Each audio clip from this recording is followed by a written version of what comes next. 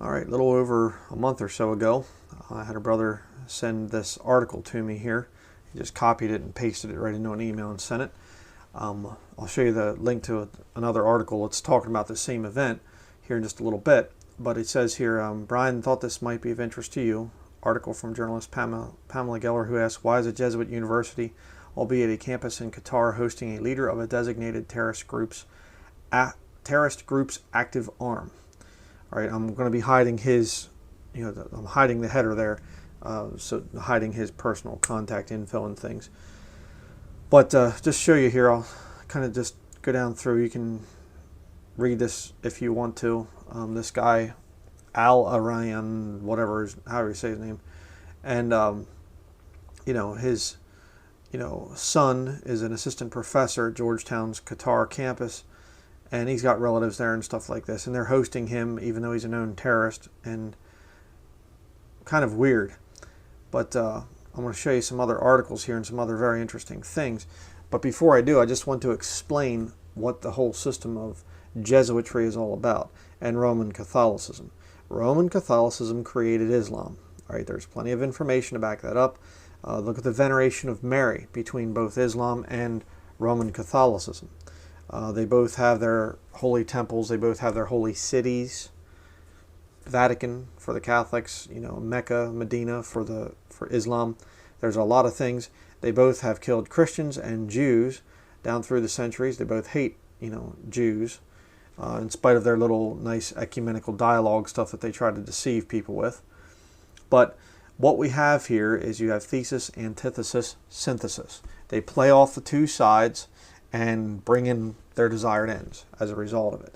So why is a Jesuit university in Qatar, a Muslim country, why do you have a Jesuit university over there? First of all, why would they allow that into their country? The Jesuits are subversive. Their whole point of the Jesuit order is the Counter-Reformation, to bring everybody back under the authority of Roman Catholicism. They are a military order. Why would you allow that into your country if you're Muslim? See, problem number one. Secondly, okay, in the Jesuit university in Georgetown there in Qatar, why would you allow a known Muslim terrorist to come in and speak to your students? See, at the highest levels, these people are all working together, right? That's the whole thing. That's what's going on here. All right, let me just show you something here. Another article, this is the Investigative Project on Terrorism. You can see the link up there and things. Georgetown University and Radical Islamists, it's a family affair. And they go down through here. Again, I'm not going to read this whole article. Let me zoom in a little bit for you here if you want to read it. But you can see it there. But I thought there was a couple things I thought were pretty interesting here. He wrote this thing here about the Zionist enemy. I call upon you to try to extend true support of the jihad effort in Palestine so that operations such as these can continue, so that the people do not lose faith in Islam and its representatives, he wrote. 4 years earlier, he spoke at a fundraiser in Cleveland, introduced as the head of the active arm of the Islamic Jihad movement in Palestine. Right there is the screenshot from it. You can see it. All right, here he is. Why then is a Jesuit university, albeit at a campus in Qatar, hosting a leader of a designated terrorist group's active arm? In other words, he's not just a philosopher. He's the leader there of a designated terror group, their active arm. They're actively committing terrorism, and yet he's speaking at a Jesuit university in Qatar. Thought that's rather interesting. Just kind of zoom down through here. Again, you can go to this website. You can read this thing for yourself. There, here's the thing, Georgetown University in Qatar. Here's the advertisement they put up by Dr. Sami Al-Arayan. Right there. There it is. This was March 28th, 2017. This year is when this, wingnut was there speaking. We'll just read these last two paragraphs here. The Students Association's news release failed to mention his background as a convicted felon, describing the former University of South Florida professor as a civil rights advocate. That's right, he was actually teaching in Florida. It fails to mention Al Orian's guilty plea and whitewashes his resulting deportation to Turkey by saying Al Orian relocated. The federal judge who saw all the evidence against Al Orian, who watched him lie about his true identity and violent ambitions, called him a master manipulator. Old habits die hard, apparently. The question in this case is whether Georgetown and its student groups are being duped or are witting accomplices in whitewashing a terrorist into a human rights advocate. It's the latter. They're not ignorant. Jesuits, I'll give them one thing, and that is that they're not ignorant. As far as things on this earth, they are ignorant of where they're going to spend eternity. I will say that. They don't believe in hell. They're atheists. But, yeah. Guy's just a total just a snake. Another thing here, property records show Brown and his wife, Lala Alarian, bought a house just outside of Tampa in 2015.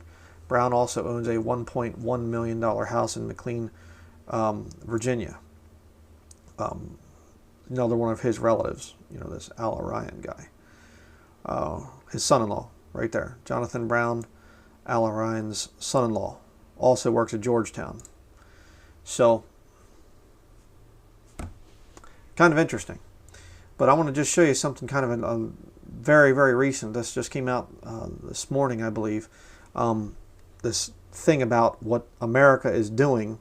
Remember, we have a Jesuit-trained president now, Donald Trump. And you say, well, Hillary Clinton would have been better? No, because her husband is Jesuit-trained at Georgetown University. And she's totally in bed with the Jesuit order, which I will be showing you in just a couple minutes.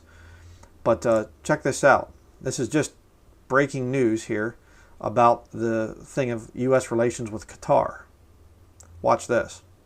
U.S. vessels have arrived in Qatari waters to participate in joint Navy drills just days after the American president accused Doha of supporting terrorism. On Wednesday, Washington also struck an arms deal with Qatar, estimated at around $12 billion. One Qatari official says this is proof that the U.S. still backs the Gulf state. RT's Jacqueline Vuga takes a closer look at America's recent policy in the region. Trump say time and again that he will do whatever it takes to defeat terrorism and those supporting it. The nation of Qatar has historically been a funder of terrorism at a very high level. So everyone was waiting to see what actions the U.S. would take against the Gulf country. Sanctions, perhaps? But no. Instead, the U.S. has signed a deal to sell Doha $12 billion worth of fighter jets, and there are plans to sell them even more later this year. And that's not all. 2 U.S. Navy combat ships have reportedly arrived in Doha to carry out joint drills with the Qatari Navy. Conflicting messages much? Now, Qatar is by no means the only country accused of funding terrorism. Iran has long been on the U.S. terror blacklist. So what about Iran? Sanctions, sanctions, and more sanctions. Qatar? Keep a military base there, send more weapons, and hold joint drills. Conflicting messages indeed. That was a deal that was a long time in the making. That is not a brand new deal that just came out. We continue to work with the nation of Qatar and the government and other partners in the region. These are necessary actions to not only support U.S. interests in the Gulf, but also keeping that region as safe as is possible. Apparently cutting ties with Qatar or imposing sanctions just wouldn't be good business. Yeah. And so what you have there is you have this Jesuit-trained Donald Trump, and Qatar has harbored terrorism and stuff like this. We got to do something about it. And so what we're going to do is we're going to give them $12 billion, or we'll sell them $12 billion worth of military weapons. And we're going to conduct joint operations with their military. Now, I could say that Catholics and Muslims working together, but that would just be, what would be the point, really, I mean, yeah. Here you have Georgetown University, their website. Georgetown University locations. The main campus is in the historic neighborhood of Washington, D.C., right outside the nation's capital. Okay? And kind of interesting, too, there you have this American eagle, this symbol, and there's a whole lot of stuff I get into here, but you have him clutching the cross, just like the crowned conquering lamb, Agnus Dei, state-run, government-run church the temporal and the spiritual. Again, understanding Roman Catholicism. It's not just a church. They believe that they have the rights to rule in the temporal, military, government, political, and the spiritual. Religion, organized religion of all kinds, by the way. Not just Catholicism. They run everything. Okay? The only people that are not in their system are Bible-believing Christians. All right, everybody else is bowing down to their system. But Georgetown University Law Center, again, they're part of the campus thing in Washington, D.C., and the University Medical Center. I'm sure that they're interested in healing people. You can be sure of that, of course. University School of Continuing Studies, again, this is all at Washington, D.C. there. There you have the one of School of Foreign Service in Qatar. Then you have Georgetown University Center for Transnational Legal Studies in London. That sounds good. McGee Center for Eastern Mediterranean Studies. I believe this one's in Turkey. Yeah, programs in Alanya, Turkey. The Villa La Balze, however you say that. Check this out. I thought this was interesting. Marquesa Rockefeller, the daughter of Elizabeth Rockefeller and granddaughter of John D. Rockefeller, donated her father's estate to Georgetown to be used as a facility for international learning. Let me zoom in on that so you can make sure to see that part right there. Right here. Right there. Check that out. So the Rockefellers are donating, their her father's estate to Georgetown University, to the Jesuits. It's for international learning, though, so we can trust it. Then you have the one here in office in Shanghai. All right. Then you have one in Santiago, Chile, excuse me, and then one in Argentina, with all the drug running and everything else that goes on down there. But let me show you the Georgetown University thing here in Qatar. Okay, just have to refresh the page so it starts its little movie thing over again. Look at this thing. Talk about pretty exclusive here. This isn't just some kind of a little building where, it's just not really noticeable. It's just like kind of set back in some place and nobody really understands what's going on. This is an Islamic country. And yet it's got this colossal, Jesuit university, this Jesuit campus, right there. Shouldn't people be thinking about this, waking up, And all these weird artsy decorations and contemporary art type of stuff and everything. Yeah. And of course you got the classroom here and there you got the the Muslims, and you got the women with the veil thing, the hijab or whatever they call the thing. A hijab. Never drove a hijab before, but I don't really have much concern for that type of stuff, but whatever. But you can see the thing is just like, again, why are Muslim students even going to a place like this? The Jesuits are obviously a Roman Catholic order. And my wife was telling me too, she said when she was over in Iraq, over there years ago, served when she was in the military, the Navy, she said that Qatar was like a huge big R&R place. They'd go send soldiers over there and stuff like that.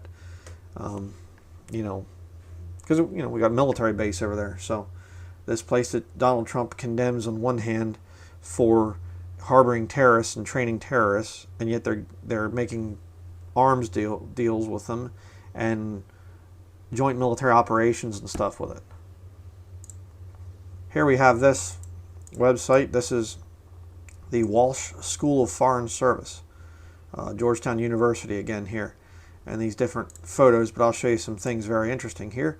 Here you have featured story, SFS on topic, U.S. airstrike in Syria. There you got Trump, and his staff.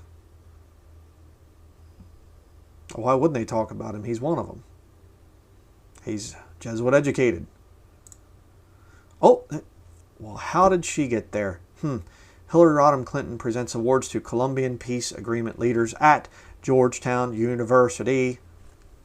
That's why I said, oh, who are you going to vote for in the election, brother? Brother Bryan? Nobody, because we don't have elections. We have selections. They select the leaders. It's all a big game. Don't you get it? Okay? It's a big stinking joke. There you have Madeleine Albright and this guy from Russia here. The science of SFS. School of Foreign Service. Georgetown University. You say, what's this all about? Well, pretty much that right there. Are they Jesuits? I don't know about that, but I don't think so. I could be wrong, but you never know. But no, it's about professional wrestling. That's what this whole thing is about, brethren.